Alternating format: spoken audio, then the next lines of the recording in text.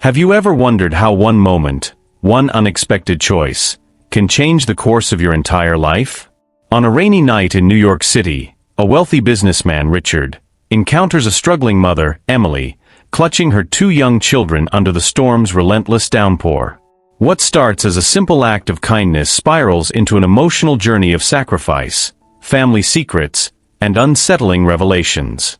Richard's decision to help isn't just about offering shelter. It's about uncovering truths that connect their lives in ways neither could have imagined. It was one of those nights in New York City where the rain seemed to fall with purpose, drenching everything in its path. The streets were alive with honking cabs and the glow of neon signs reflecting in the puddles. Richard sat in his car, impatiently tapping the steering wheel, caught in the kind of gridlock that could make even the most patient soul sigh. Just as his thoughts wandered to the meeting he'd missed, his gaze landed on a figure, a young woman, soaked to the bone, clutching two small children under the dim glow of a street lamp. She wasn't just wet, she looked lost, defeated, like the city itself had conspired against her. Richard's first instinct was to ignore it, like most people would in this bustling city. After all, it wasn't his problem. But something about the way she shielded the little ones from the rain pulled at him, like an invisible thread tugging at his conscience. Sacrifice, the word echoed in his mind. She was giving everything for those kids, even as the world offered her nothing. He rolled down the window just enough to hear her hushed plea to no one in particular. "Please, just a little warmth." The sound hit him harder than he expected, a haunting whisper of truth in the chaos. The city often teaches you to look the other way, but Richard couldn't this time. He stepped out, umbrella in hand, and approached her cautiously. "Ma'am," he called out, his voice steady but kind, "you can't stay out here with the kids in this weather. Let me help." Her head snapped toward him, her hazel eyes filled with a mixture of fear and suspicion. In New York, even a good deed comes wrapped in layers of mistrust. She hesitated, her body rigid, as though weighing the odds of a trap versus genuine kindness. Emily, as he would later learn her name, finally nodded, her voice barely above a whisper. "Thank you." She bundled her children closer and followed him to his car. As they settled in, Richard couldn't help but notice the threadbare condition of her coat, the way her hands trembled not just from the cold but likely from hunger or exhaustion, or maybe both. The younger child, a chubby toddler wrapped in a too large blanket, peered up at him with wide brown eyes full of innocent curiosity. The ride was quiet at first, filled only with the hum of the engine and the occasional sniffle from the children.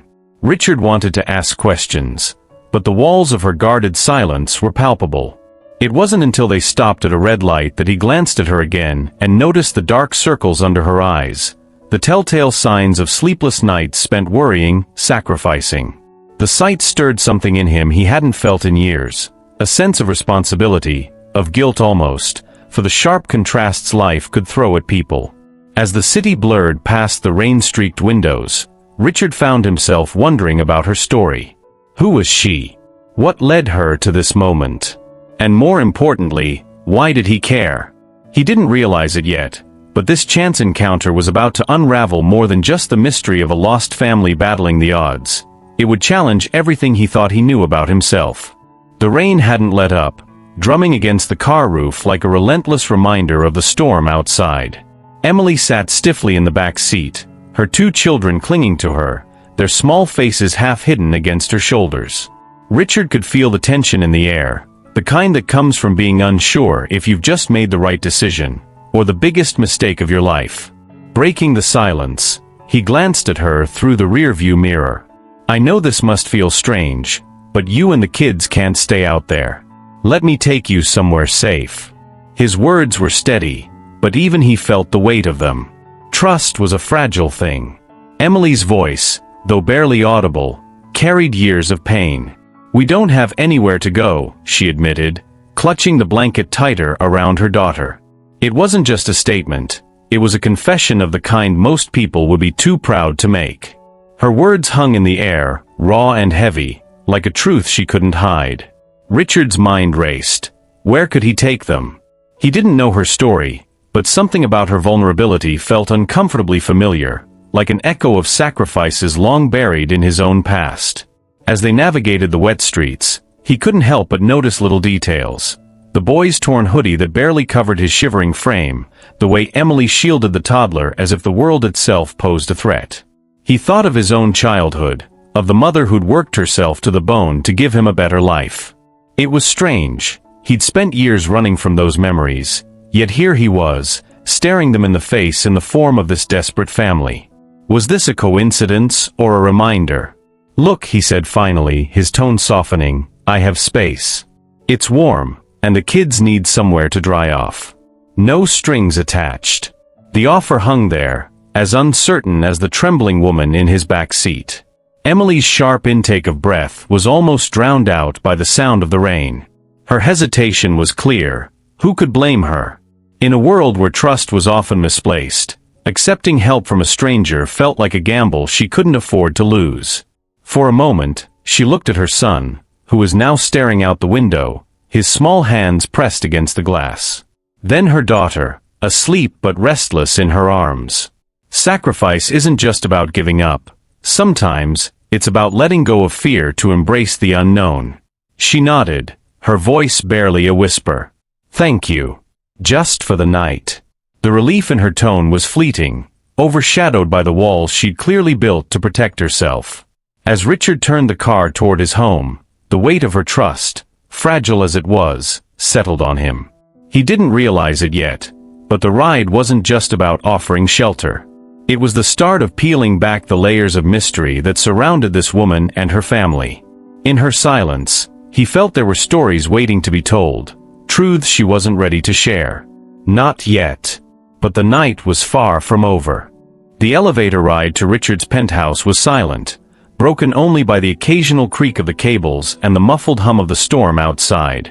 Emily held her children close, her wary eyes darting around the luxurious space as if the polished walls themselves were judging her.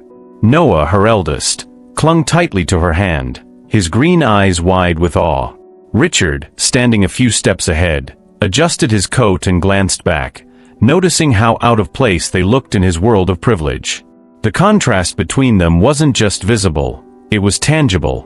When the doors slid open, Emily hesitated, her breath catching at the sight before her. The sprawling penthouse glowed with warm lights, floor-to-ceiling windows showcasing a glittering view of Central Park. The living room was immaculately decorated, every piece of furniture strategically placed, exuding wealth and refinement. Her children, however, had eyes only for the soft, cream-colored couch and the warmth radiating from the fireplace. It was a scene straight out of a life Emily could never imagine for herself, a sharp reminder of the sacrifices she had made and the truth of their current reality. "Make yourselves comfortable," Richard offered, his voice casual, though the awkwardness of the moment lingered. Emily didn't move at first, clutching her daughter tighter, her instincts telling her this wasn't her space. "Please," he added, softening his tone. "I'll get you something warm to drink." His words carried a strange sincerity, but Emily's hesitation came from years of mistrusting kindness that often came with strings attached. Noah was the first to venture forward, his small hands reaching for a throw pillow with hesitant curiosity. As Richard busied himself in the kitchen, Emily sat cautiously on the edge of the couch, her wet coat forming a small puddle on the floor. She watched her son explore timidly, while her daughter clung to her, seeking the kind of safety Emily had struggled to provide. It wasn't just the wealth of the space that overwhelmed her, it was the reminder of how far she had fallen. Once, she had walked hallways lined with polished marble, though they were not her own. Now, even this borrowed warmth felt like a kindness she wasn't sure she deserved. When Richard returned with steaming mugs of tea and a plate of sandwiches, Emily finally allowed herself a deep breath. Her fingers wrapped around the cup, and the warmth spread through her cold hands. She murmured a quiet, "Thank you," her voice carrying both gratitude and embarrassment. Richard simply nodded, sitting across from her, the stark difference in their worlds apparent in every detail, from the way he sipped his tea to the faint scar near his eyebrow that hinted at a life far removed from her own struggles. But as their eyes met briefly across the room, something shifted. The grandeur of the penthouse might have symbolized the chasm between them, but in that fleeting moment, it became clear that beneath the polished surfaces and weary walls, they were both navigating the complexities of their own hidden truths. And though the silence remained, it was heavy with questions neither of them was ready to ask. Not yet. The hours ticked by as the storm outside softened into a gentle patter against the windows. Inside the penthouse, the quiet was thick, filled with unspoken words and the weight of unanswered questions. Richard sat across the room, stealing glances at Emily as she soothed her daughter to sleep. There was something about her, an air of quiet resilience, that intrigued him. Her cautious demeanor, the way she instinctively shielded her children, hinted at stories she wasn't ready to tell. But the silence between them was starting to feel like a riddle, one he couldn't resist trying to solve. "Emily," he began, his voice careful, as though afraid to break the fragile peace. "Where were you headed tonight?" She looked up, her hazel eyes narrowing slightly, as if assessing whether the question was genuine or prying. "Nowhere specific," she replied after a pause, her tone guarded. It wasn't a lie, but it wasn't the whole truth either. Richard recognized the deflection, a skill he himself had mastered over years of polite conversations that revealed nothing. Yet, her evasiveness only deepened his curiosity. The tension hung in the air as Richard decided to shift gears. "You know, I grew up not far from here," he said, leaning back into his chair. "But my mom used to tell me that even the nicest streets have their shadows. Everyone's carrying something they don't talk about." His words weren't just an observation, they were an invitation. Emily's lips pressed into a thin line, and for a moment, Richard thought she might shut him out completely. Instead, she sighed, her shoulders slumping slightly as if the weight of her secrets had grown too heavy to bear. "I used to have a job," she started, her voice quiet but steady. "Something steady, something I thought would keep us safe. But things changed." Her gaze dropped to her hands, roughened by years of work. It was vague, but Richard could sense the pain behind her words. She wasn't just speaking of a lost job, she was talking about a life dismantled piece by piece. He didn't push her for details, sensing that trust would come only with time. Still, her words painted a faint outline of a story marked by hardship, sacrifice, and perhaps even betrayal. As the night wore on, Emily grew quieter, retreating into herself as though she had said too much. Richard found himself frustrated, not with her, but with the barriers that stood between them. He couldn't shake the feeling that her struggles were tied to something larger, something that had its roots in a past she was trying to escape. Yet, every attempt to pry further was met with the same guarded walls, leaving him with more questions than answers. What he didn't realize was that Emily's reluctance to open up wasn't just about trust. It was about fear, the fear of unearthing truths she had worked so hard to bury. And though she wasn't ready to share her story, the cracks in her armor were enough to reveal one thing: her past wasn't just hers anymore. It was a part of her children's future, and that truth alone was both her greatest burden and her deepest resolve. Days passed, and though Emily remained guarded, pieces of her story began to surface, like fragments of a puzzle Richard couldn't resist piecing together. One afternoon, as Emily sat by the window, watching her children play in the corner of the living room, Richard approached her with a careful tone. "Emily, you said you had a steady job before. What happened?" Her shoulders stiffened, and for a moment, he thought she might shut him out again. But instead she sighed, her gaze distant. "I worked for a company. Your family's company." The words hit Richard like a jolt, though he masked his surprise. He had grown up knowing his family's business was a giant in its field, but its inner workings were something he had always left to others. Emily's voice was steady but tinged with bitterness as she continued. "I was part of the logistics team. I worked long hours, did everything I could to make ends meet. But when the company started cutting costs, people like me were the first to go. No notice, no severance, just a letter and a locked door." She didn't look at him, but the tension in her voice made it clear. She had been more than just another name on a list. Richard felt a pang of guilt he hadn't expected. He had always seen the business as an abstract entity, a source of wealth and opportunity, not the kind of machine that could dismantle lives. "I didn't know," he admitted, his voice faltering. Emily turned to him, her expression a mix of exhaustion and skepticism. "Of course you didn't. People like you don't have to see the aftermath." You live in penthouses. We live in shelters. Her words were sharp, but they carried the weight of truth, a truth he couldn't ignore. Determined to understand more, Richard began digging into the company's records late into the night. What he found left him reeling. Policies that prioritized profit over people, decisions that led to mass layoffs, and practices that bordered on unethical. Emily's story wasn't unique, it was one of many. For the first time, Richard saw the stark reality of what his privilege had shielded him from. His family's wealth, his luxury, all of it had been built on sacrifices made by people like Emily. The next morning, he approached Emily with a newfound resolve. "You deserved better," he said simply, his tone carrying a weight that even surprised him. She glanced at him, her expression softening slightly. "It doesn't matter now. What's done is done," she replied, though her voice wavered, betraying the depth of her pain. But Richard shook his head. "It does matter. What happened to you, and others like you, wasn't fair. I want to make it right." Emily didn't respond immediately, her silence a reflection of the years she had spent carrying her burden alone. Yet, as the day unfolded, she began to sense a shift in Richard. He wasn't just another wealthy man offering pity. He seemed genuinely troubled by what he had uncovered. And though trust was still a long way off, the cracks in her walls began to widen, leaving room for something she hadn't felt in years: hope. Richard couldn't shake the weight of what he had uncovered. The realization that his family's fortune was intertwined with the suffering of people like Emily gnawed at him, pushing him toward action. But redemption, he knew, wasn't something he could buy, it had to be earned. That evening, as Emily sat by the fire reading to her son, Richard approached cautiously, his usual confidence replaced by a quiet humility. "Emily," he began, his voice softer than she had ever heard it, "I want to help. Not just tonight, not just with shelter, but really help." Emily looked up, her expression unreadable.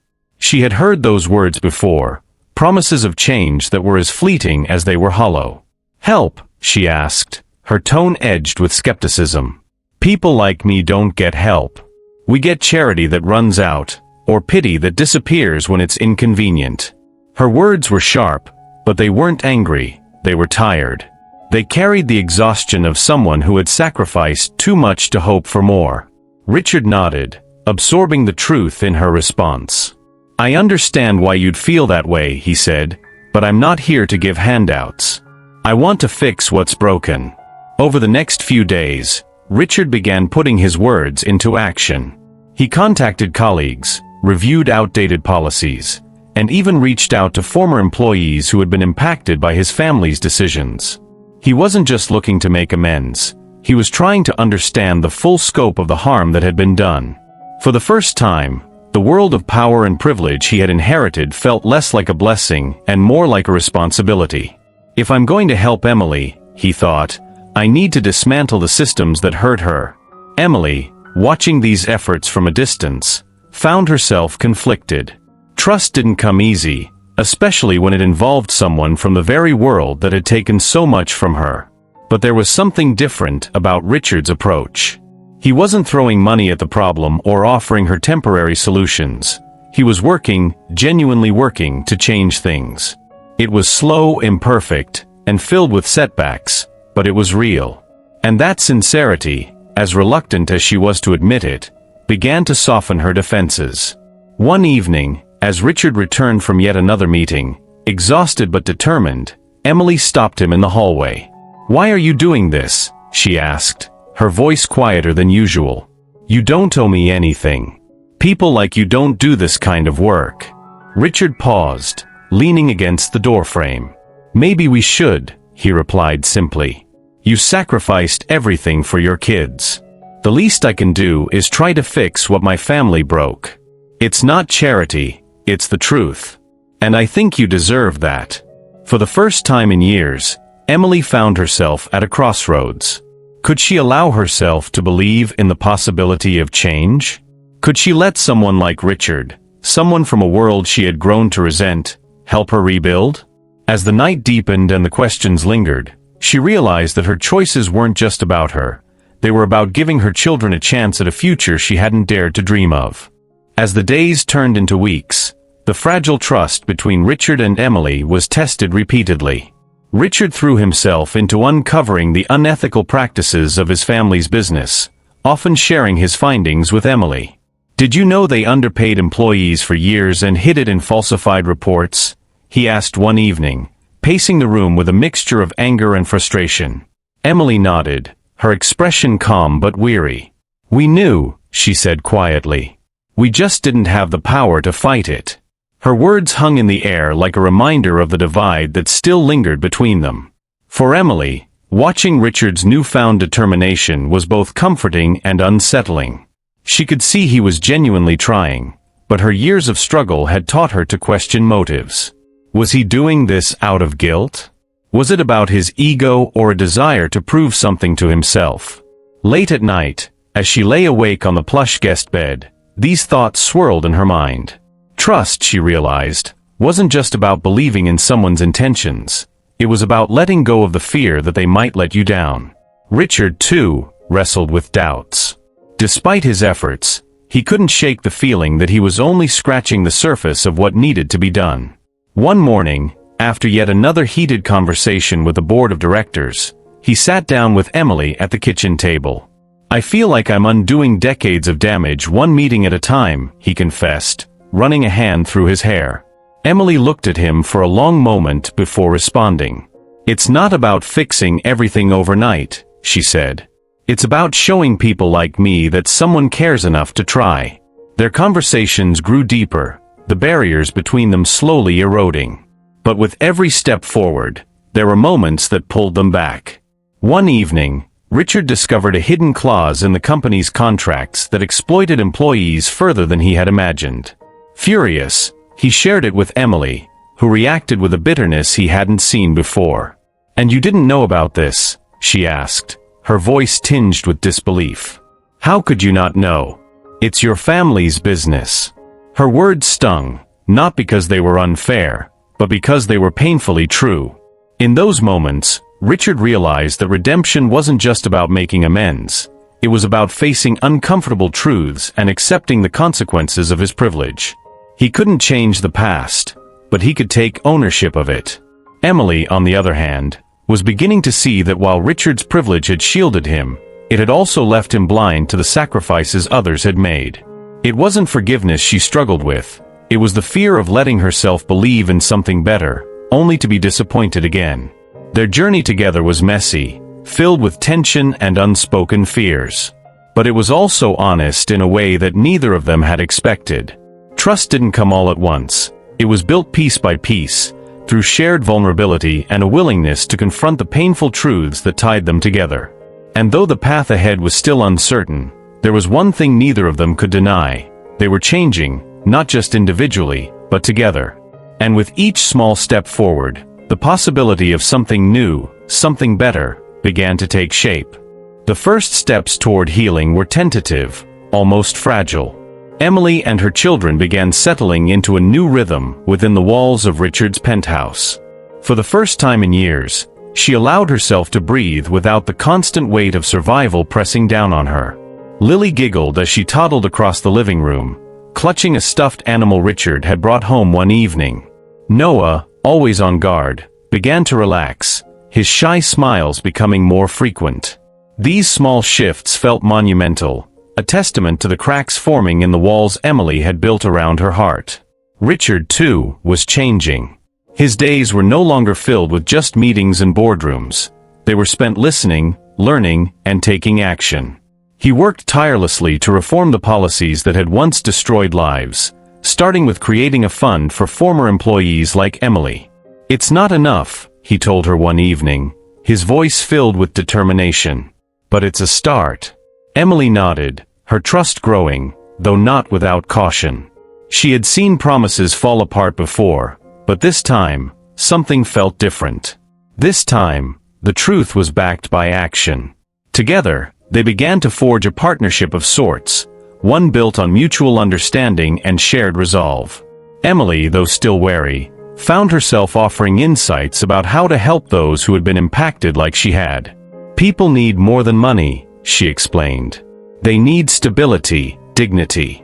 Jobs that treat them like people, not numbers. Her words struck a chord with Richard, and he started integrating her perspective into his plans. It wasn't just about making amends, it was about creating a foundation for real change. For Emily's children, the transformation was even more profound. Noah, who had spent most of his young life watching his mother struggle, now had a chance to simply be a child. Richard took him to a nearby park one afternoon, the boys' laughter echoing through the trees as he chased a kite. It was a moment of pure joy, one that seemed to wash away some of the shadows of their past. Meanwhile, Emily watched from a distance, her heart swelling with gratitude and something she hadn't felt in years, hope. But the journey was far from over. Emily still wrestled with the scars of her past, and Richard was constantly reminded of the privilege that had shielded him from similar struggles. There were days when the weight of it all felt overwhelming, when old fears threatened to creep back in. Yet, each time, they found a way to push forward, leaning on the growing connection they shared. Sacrifices had brought them to this moment, and it was the truth of their shared humanity that kept them moving toward a better future. As the days turned into weeks, the wounds began to heal, not completely, but enough to make space for something new. Emily started dreaming of a future where her children wouldn't have to carry the burdens she had. Richard, once consumed by guilt, found purpose in using his privilege to uplift others. Their lives, though still far from perfect, were no longer defined by pain and struggle. Instead, they were shaped by the possibility of redemption, resilience, and the quiet power of starting over. Imagine what could happen if you stepped out of your comfort zone and offered someone help, not out of pity, but out of genuine care. What if you used your strengths, your privileges, or even your pain to create something good? It starts with small, intentional steps. What will your first step be? Don't keep this transformation to yourself. Subscribe to the channel, leave a comment sharing your thoughts, and hit that notification bell to stay inspired. Let's continue exploring stories that remind us of our shared humanity. And if this message touched you, type "I'm ready to rebuild and grow" below. Your next chapter is waiting.